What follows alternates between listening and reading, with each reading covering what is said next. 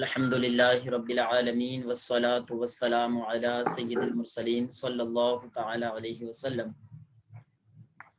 پیارے اسلامی بھائیو، خلاصۃ النحو میں ہمارا سبق ہے الدرس العاشر، یعنی 10واں سبق ہے جملے خبریہ اور جملے انشائیہ کے بیان میں۔ ٹھیک ہے، آپ نے ما قبل میں سبق نمبر 1 میں پڑھا تھا کہ انسان منہ سے جو بات نکالتا ہے اسے لفظ بولتے ہیں، اور لفظ کی 2 قسم ہوتی ہیں، محمل اور موضوع۔ محمل جس کا کوئی معنی نہ ہو، اور موضوع جس کا کوئی معنی ہو۔ پھر لفظ موضوع کی آپ نے 2 قسمیں پڑھی تھی، ایک مفرد پڑھا تھا اور دوسرا مرکب پڑھا تھا۔ مفرد جو کہ تنہا ہو اور ایک معنی پر دلالت کرے، اور مرکب جو 2 یا 2 سے زیادہ کلموں سے مل کر کے بنا ہو۔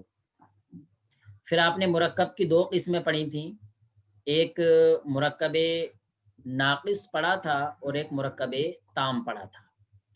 مرکب ناقص کی تعریف آپ نے یہ پڑھی تھی،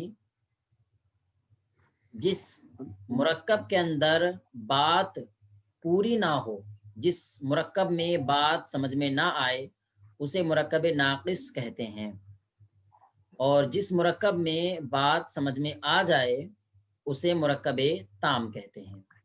پھر مرکب تام کے آپ نے دوسرے نام بھی پڑھے تھے، یعنی مرکب تام ہی کو جملہ بھی کہتے ہیں اور کلام بھی کہتے ہیں اور مرکب مفید بھی کہتے ہیں۔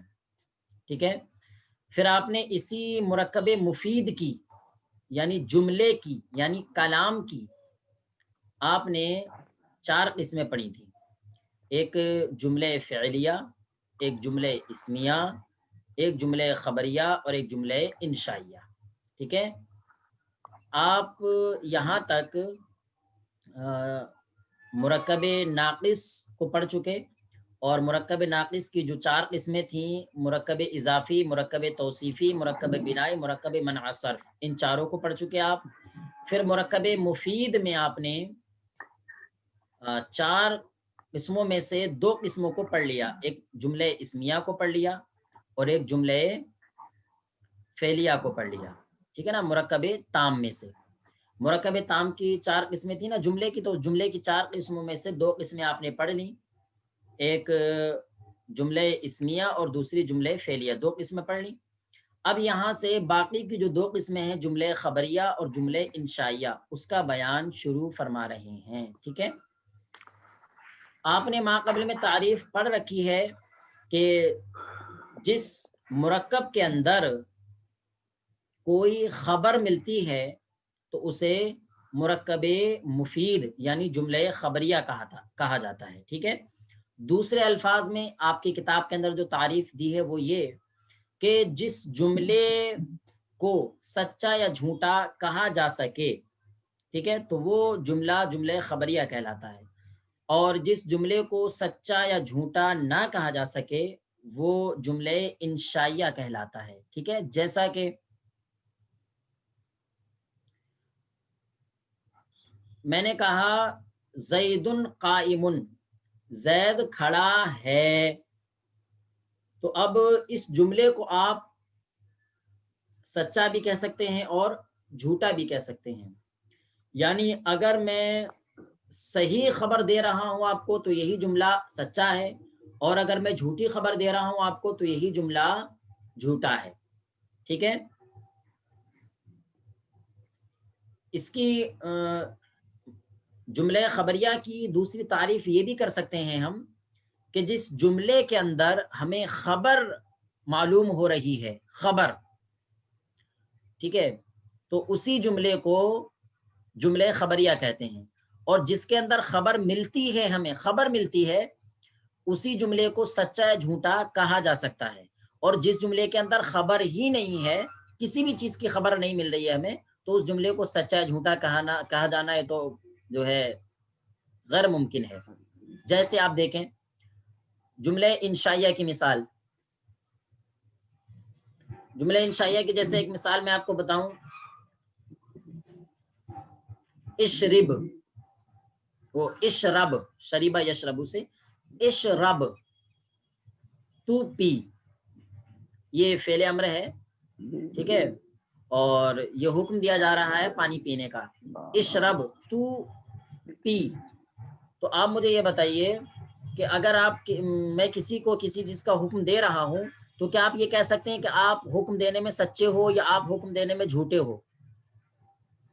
ये नहीं कहा जा सकता। क्यों? इसलिए कि इसके अंदर खबर नहीं मिल रही है, क्योंकि खबर तो उसे कहा जाता है जो गुजरे हुए जमाने में जो काम हो गया, ठीक है, जो काम हो गया, ठीक है, उस काम के बारे में जो बताया जा रहा है उसको खबर कहा जाता है, ठीक है। या फिर आने वाले जमाने में एक काम होगा, ठीक है, और उसकी खबर दी जा रही है, ये खबर कहलाता है। और जिसमें आपसे ये कहा जा रहा है तू पानी पी, तो इस जुमले में ये नहीं कहा जा रहा है कि तूने पानी पिया, ये भी नहीं कहा जा रहा है कि तू पानी पिएगा, ठीक है। तो ना तो पानी पिया गया इसकी खबर है, तू पानी पिएगा ना तो इसकी खबर है, बल्कि एक हुक्म दिया जा रहा है कि तू पानी पी, ठीक है। और ये हुक्म जो है, हुक्म, इस हुक्म के अंदर कोई भी खबर नहीं है। जब हुक्म के अंदर खबर नहीं है तो हम इस हुक्म को ना तो सच्चा कह सकते हैं और ना ही झूठा कह सकते हैं। और जिस हुक्म को, जिस जुमले को हम सच्चा झूठा ना कह सकें, वही जुमला हमारा जुमले इंशाइया कहलाता है, ठीक है। तो जुमले इंशाइया की तकरीबन 10-11 किस्में हैं, लेकिन आपकी किताब के अंदर यहाँ पर इन्होंने 8 किस्में शुमार कराई हैं। कितनी? 8 किस्में, ठीक है। उन 8 किस्मों में से सबसे पहली किस्म होती है आपकी अम्र, ठीक। दूसरी किस्म है नहीं, तीसरी है इस्तिफहाम, चौथी है तमन्नी, और पांचवी है तरज्जी, और छठी है उकूद, सातवीं है कसम, और आठवीं है दुआ। ये 8 किस्में ऐसी हैं कि जिनके कहने वाले को आप सच्चा झूठा नहीं कह सकते, और इस जुमले को भी आप सच्चा झूठा नहीं कह सकते, ठीक है ना। आइए उन सब की मिसाल मैं आपको अभी बोर्ड पर लिख करके दिखाता हूँ, ठीक है जी। प्यारे इस्लामी भाइयों, सल्लु अलल हबीब सल्लल्लाहु अला मुहम्मद सल्लल्लाहु ताला अलैहि वसल्लम। जुमले इंशाइया के अक़साम बयान फरमा रहे हैं। जुमले इंशाइया की इन्होंने 8 किस्में बयान की, जिनमें से पहली किस्म है अम्र। अम्र किसे कहा जाता है? तो अम्र की तारीफ फरमा रहे हैं। अम्र वो जुमला है जिसमें किसी काम का हुक्म दिया जाए, ठीक है। तो जिस चीज के अंदर हम किसी काम का हुक्म दे रहे हैं, तो अब हम इस हुक्म देने वाले जुमले को ना सच्चा कह सकते हैं और ना झूठा कह सकते हैं, ठीक है। जैसे देखें, एक लफ्ज आ रहा हमारा फेले अम्र की मिसाल, जैसे उन सुर, उन सुर, इसका तर्जमा होता है तू मदद कर, तू मदद कर। तो प्यारे इस्लामी भाइयों, इसमें सामने वाले मर्द को मदद करने का हुक्म दिया जा रहा है, ठीक है। तो अब यहाँ पर मुखातब को कोई खबर नहीं मिल रही है, बल्कि मुखातब को यहाँ पर तलब मिल रही है, ठीक है ना। यानी मुखातब से यहाँ पर तलब किया जा रहा है, ठीक है, तू मदद कर। तो यहाँ पर जो है मुखातब से मदद करना ये तलब किया जा रहा है, ठीक है। तो जिसके अंदर खबर हो उसको जुमले खबरिया, और जिसके अंदर तलब हो उसको जुमले इंशाइया कहते हैं। ये भी एक तारीफ है, इसको भी याद कर सकते हैं आप, कि जिस मुरक्कब के अंदर हमें खबर मिल रही है उसे मुरक्कबे ताम, वो उसको हम जुमले खबरिया कहेंगे। और जिस मुरक्कब के अंदर हमें तलब मिल रही है, तलब, उस मुरक्कब को हम जुमले इंशाइया कहेंगे, ठीक है। हमने कहा ज़ैदुन काइमुन, तो इस जुमले के अंदर हमें जैद के खड़े होने के बारे में खबर मिल रही है, तो इस जुमले को हमने जुमले खबरिया कह दिया। और उनसुर, तू मदद कर, इस जुमले के अंदर हमें तलब मिल रही है, यानी मुखातब से यहाँ पर मदद करना तलब किया जा रहा है, तो इस जुमले से हमें तलब मालूम हो रही है, तलब। तो अब इस जुमले को जुमले इंशाइया कहा जाएगा, ठीक है। चलिए, दूसरी किस्म है नहीं। नहीं किसे कहते हैं? नहीं वो जुमला है जिसमें किसी काम से रोका गया हो, यानी जिसमें जो है मुखातब ने वो मुतकल्लिम ने मुखातब को کسی کام سے رکنے کا حکم دیا ہو. تو ظاہر سی بات ہے اس میں بھی جو ہے جب رکنے کا حکم دیا تو گویا کہ ایک کام سے رکنا یہ طلب کیا جا رہا ہے، تو اس کے اندر بھی طلب معلوم ہو رہی ہے، تو لہٰذا یہ بھی جملہ انشائیہ ہے. جیسا کہ آپ دیکھیں نہیں کی مثال لا تنصر،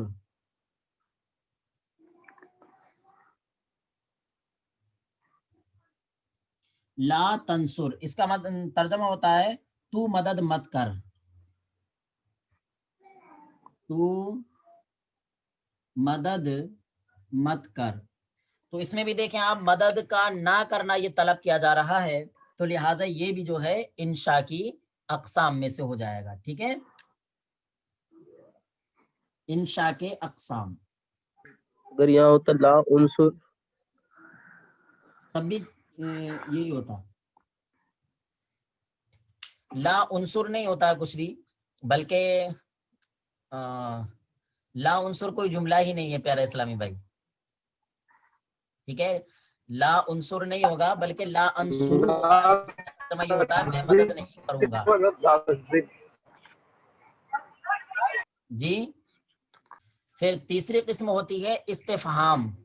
ٹھیک ہے، استفہام کا مطلب ہوتا ہے سوال کرنا، کوشچن کرنا. ٹھیک ہے، اور کوشچن میں کیا ہوتا ہے اس میں بھی طلب ہوتی ہے. جیسا کہ دیکھیں آپ اس میں انہوں نے کہا اجاء زیدن، جیسے آپ یہ دیکھیں استفہام کی مثال اجاء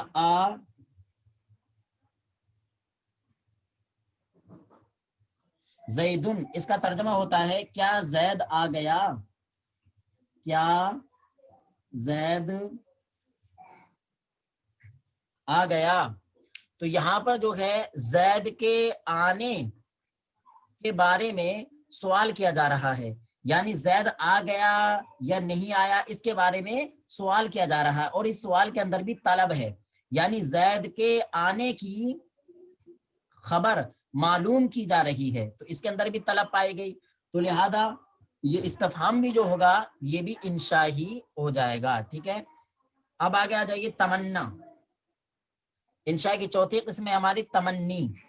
تمنی کسے کہتے ہیں؟ تمنی وہ جملہ جس میں کوئی آرزو کی گئی ہو. تمنی کسے کہتے ہیں؟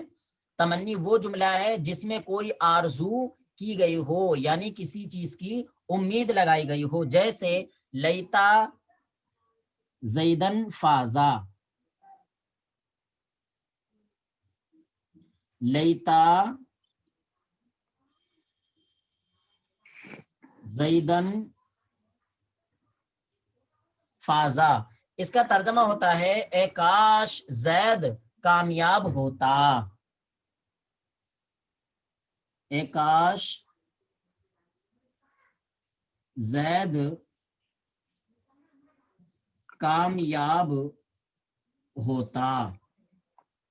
ٹھیک ہے، تو اب آپ اس میں بھی دیکھیں اے کاش زید کامیاب ہوتا، تو اس میں زید کے کامیاب ہونے کی طلب کی جا رہی ہے. ٹھیک ہے نا، تو اس میں بھی طلب ہے، تو لہٰذا یہ بھی جو ہے انشاء کی ہی قسم میں سے ہو جائے گا. ٹھیک ہے پیارے اسلامی بھائیو، اس کو آپ یاد رکھیں کہ جس جملے کے اندر ہمیں خبر مل رہی ہے وہی جملہ جو ہے جملہ خبریہ کہلائے گا، اور جس جملے کے اندر ہمیں طلب مل رہی ہے تو وہ جملہ ہمارا جملہ انشائیہ کہلائے گا. ٹھیک ہے، تو آپ نے دیکھا زیدن قائم، اس جملے کے اندر ہمیں زید کے بارے میں کھڑے ہونے کی خبر مل رہی ہے، اور اس کو سچا جھوٹا کہہ سکتے ہیں، تو اسی کو ہم نے جملہ خبریہ کہہ دیا.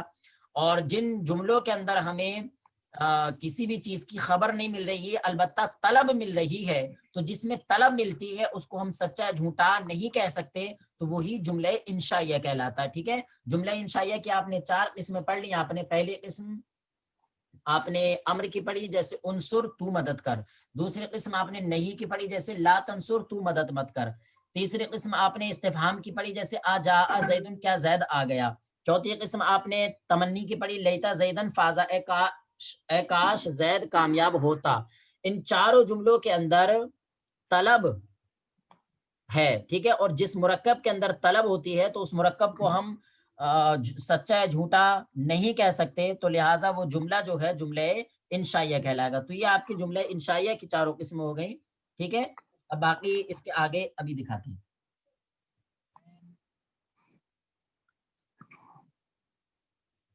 اس کے بعد میں آپ کی 5ویں قسم آتی ہے ترجی. کیا آتی ہے؟ ترجی. ٹھیک ہے.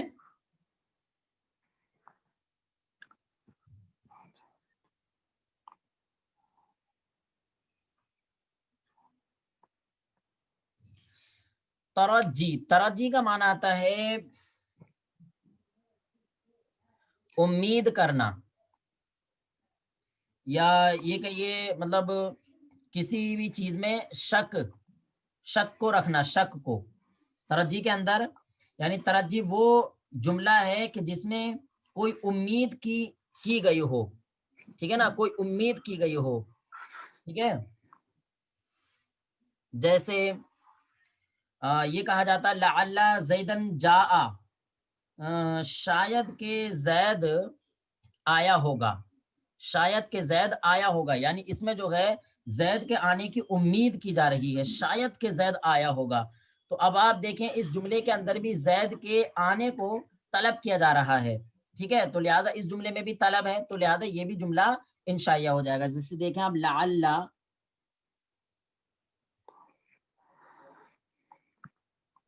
زیدن جاء،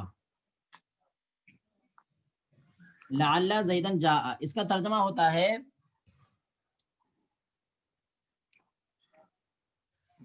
شاید کہ زید آیا ہوگا،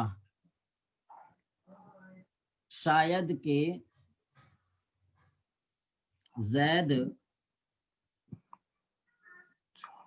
آیا ہوگا. ٹھیک ہے. تو یہاں اس جملے میں دیکھیں آپ زید کے آنے کی امید کی گئی ہے. ٹھیک ہے.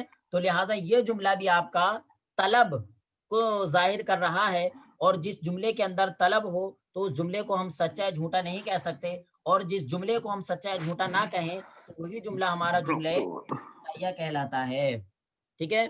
اس کے بعد میں ہمارا جملہ انشائیہ کی 6ٹھی قسم آتی ہے عقود. عقود کسے کہتے ہیں؟ تو عقود یہ جمع ہے عقدن کی، جس کا لغوی معنی آتا ہے گرہ لگانا، یعنی رسی وغیرہ میں گرہ لگانا. ٹھیک ہے. لیکن یہاں پر عقود کا معنی کیا ہے؟ تو عقود وہ جملے جن سے کوئی عقد کیا جائے. ٹھیک ہے. وہ جملے جن سے کوئی عقد کیا جائے. عقد یعنی جیسے خرید و فروخت کے بعد وقت عربی میں جیسے مثال کے طور پر بیعتو، میں نے بیچا. ٹھیک ہے. ایسے ہی خریدتے وقت اشتریتو، میں نے خریدا. تو آپ مجھے یہ بتائیے میں نے بیچا، تو اس میں بیچتے وقت کوئی خبر مل رہی ہے آپ کو؟ خبر تو اس وقت ملتی جب کہ یہ کہتا کہ میں نے بیچ دیا، یعنی میں نے بیچ دیا ہے. ٹھیک ہے. تب خبر ملتی ہے آپ کو. اور یہ نہیں کہہ رہا ہے کہ میں نے بیچ دیا، بلکہ یہ کہہ رہا ہے کہ یہ میں نے آپ کو بیچا. کیا یہ میں نے آپ کو بیچا؟ اب سامنے والے نے کہا یہ میں نے خریدا. ٹھیک ہے. تو یہ جو کہا یہ میں نے بیچا. ٹھیک ہے. تو یہ جو کہا یہ میں نے بیچا، تو اس کے اندر کوئی خبر نہیں مل رہی ہے، بلکہ اس کے اندر طلب مل رہی ہے. طلب کس طور پر؟ کہ میں نے بیچ دیا. ٹھیک ہے. اب میں مطلب بیچ رہا ہوں، یہ مطلب ہوگا اس کا، میں بیچ رہا ہوں. یعنی اب آپ اس کو طلب کر لیجئے. ٹھیک ہے. یعنی میں آپ سے خریدنا طلب کر رہا ہوں. ٹھیک ہے. یہ مطلب ہوگا. ایسے ہی نکاحتو، کس نے کہا نکاحتو، میں نے نکاح کیا. تو یہ ہو گیا آپ کا ایجاب. ابھی نکاح نہیں ہوتا بلکہ اب ایجاب کے بعد میں قبول ہوتا ہے. وہ کہے گا قبلتو، میں نے قبول کیا. تو جب آپ نے کہا نکاحتو، میں نے نکاح کیا، تو اس کے اندر جو ہے ایجاب کو طلب کیا جا رہا ہے. ٹھیک ہے. نکاحتو، میں نے نکاح کیا. تو اب اس میں کوئی خبر نہیں مل رہی ہے، بلکہ اس کے اندر جو ہے آپ کے ایجاب کو طلب کیا جا رہا ہے. یعنی ادھر سے تو یہ ہو گیا نکاحتو، میں نے نکاح کیا. اب ادھر سے سامنے سے کیا ہونا چاہیے؟ قبلتو، میں نے قبول کیا. تو یہ نکاحتو کہہ کر کے قبلتو کو طلب کیا جا رہا ہے. ایسے ہی بعتو کہہ کر کے اشتریتو کو طلب کیا جا رہا ہے. میں نے بیچا یہ کہہ کر کے میں نے خریدا، اس کو طلب کیا جا رہا ہے سامنے والے سے. اور میں نے نکاح کیا، اس کو بول کر کے طلب کیا جا رہا ہے سامنے والے سے کہ میں نے قبول کیا. ٹھیک ہے. تو ان دونوں کے اندر طلب ہے، اور جس جملے کے اندر طلب ہوتی ہے تو اس جملے کو جملے انشائیہ کہا جاتا ہے. ٹھیک ہے. جیسے کہ آپ دیکھیں مثال میں بعتو نکحتو.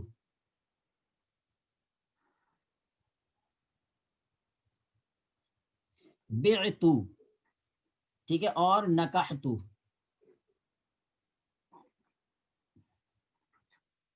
بعتو کا معنی آتا ہے میں نے بیچا،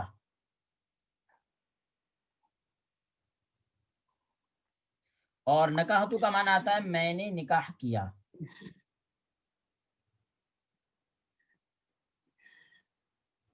ٹھیک ہے، چلیے اب اس کے بعد میں آ جائیے جملہ نمبر 7. تو جملہ نمبر 7 ہے آپ کا قسم، یعنی قسم کھانا.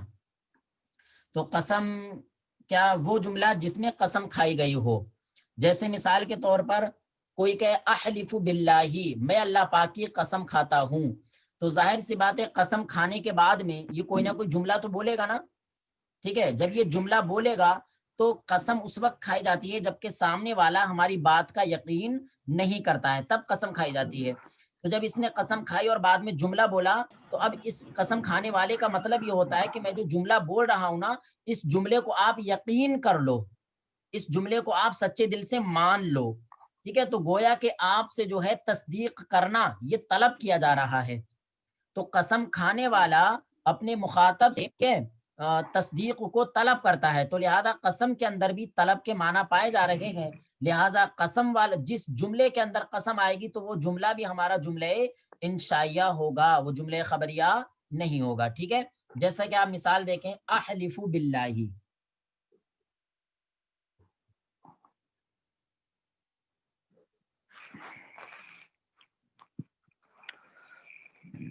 احلف باللہ اس کا ترجمہ ہوتا ہے میں اللہ کی قسم کھاتا ہوں، میں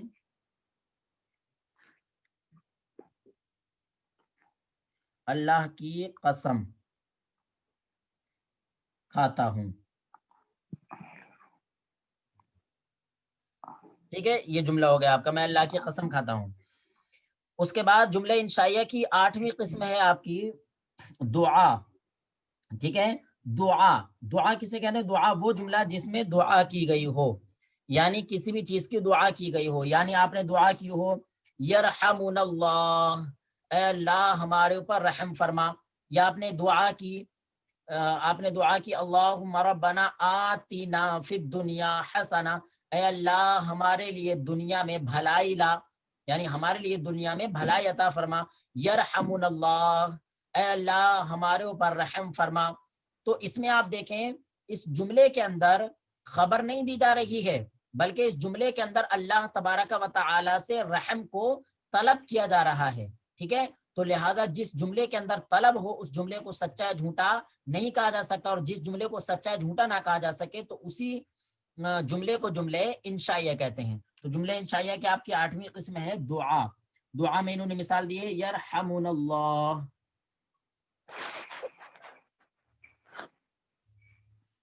یرحمنا اللہ. اس کا ترجمہ ہوتا ہے اللہ ہم پر رحم فرمائے،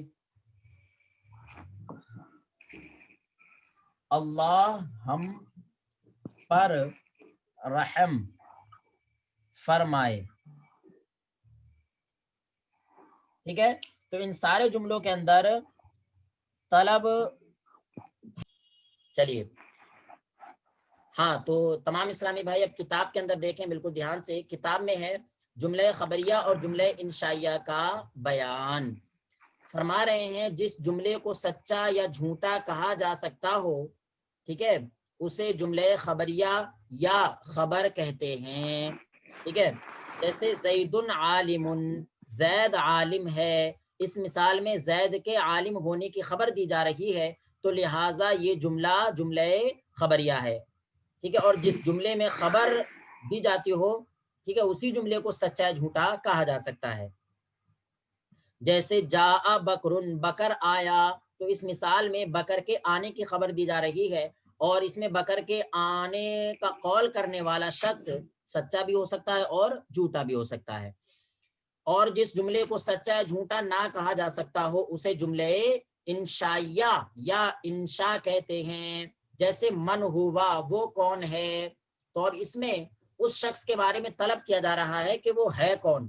ٹھیک ہے، اور دوسری مثال جیسے حل ذہب خالد، کیا خالد چلا گیا، کیا خالد چلا گیا؟ تو اس میں جو ہے خالد کے جانے کے بارے میں جو خبر ہے اس کو طلب کیا جا رہا ہے، ٹھیک ہے۔ اب دوسرے الفاظ میں یہ سمجھ لیجیے آپ، جس جملے کے اندر طلب ہو، طلب، جس جملے میں طلب ہے، ٹھیک ہے، تو اب وہ اس جملے کو ہم سچا ہے جھوٹا نہیں کہہ سکتے، اور جس جملے کو ہم سچا ہے جھوٹا نہ کہہ سکیں وہی جملہ ہمارا جملہ انشائیہ کہلاتا ہے، ٹھیک ہے۔ اب دیکھیں جملہ انشائیہ کی اقسام، جملہ انشائیہ کی انہوں نے 8 قسمیں بیان کی ہیں، ان کو آپ بغور سماعت کریں۔ جملہ انشائیہ کی کئی اقسام ہیں، جن میں سے بعض قسمیں یہ ہیں۔ نمبر 1، امر۔ امر کا معنی آتا ہے حکم دینا، لیکن اس میں جو لکھا ہوا ہے وہ آپ رٹ لیجئے گا اچھی طریقے سے۔ امر وہ جملہ جس میں کسی کام کا حکم دیا گیا ہو، جیسے انصر تو مدد کر۔ نہیں وہ جملہ جس میں کسی کام کا حکم ہو، نہیں وہ جملہ جس میں کسی کام سے روکا گیا ہو، جیسے لا تکفر تو کفر مت کر۔ نمبر 3، استفہام وہ جملہ جس میں سوال کیا گیا ہو، جیسے اجاء زیدن کیا زید آ گیا، ٹھیک ہے، تو اس میں سوال ہے۔ تمنی وہ جملہ جس میں کوئی آرزو کی گئی ہو، یعنی تمنا کی گئی ہو، جیسے لیتا زیدن فازا، اے کاش زید کامیاب ہوتا، فازا یفوز باب نصر ینصر سے اس کا معنی آتا ہے کامیاب ہونا۔ نمبر 5 ہے ترجی۔ ترجی وہ جملہ جس میں کوئی امید کی گئی ہو، ٹھیک ہے، یعنی لعل زیدن جاء، لعل زیدن جاء شاید کہ زید آیا، یا امید ہے کہ زید آیا ہوگا، امید ہے کہ زید آیا ہوگا، تو اس میں جا رہی ہے۔ اور نمبر 6 ہے عقود وہ جملے جن سے کوئی عقد کیا جائے، جیسے بعتو میں نے بیچا، اور نکحتو میں نے نکاح کیا، تو ان دونوں جملوں سے بھی طلب کیا جا رہا ہے۔ جب بعتو کہا تو اس میں جو ہے سامنے والے سے خریدنا طلب کیا جا رہا ہے، اور جب نکحتو کہا تو اس میں سامنے والے سے قبول کرنا طلب کیا جا رہا ہے۔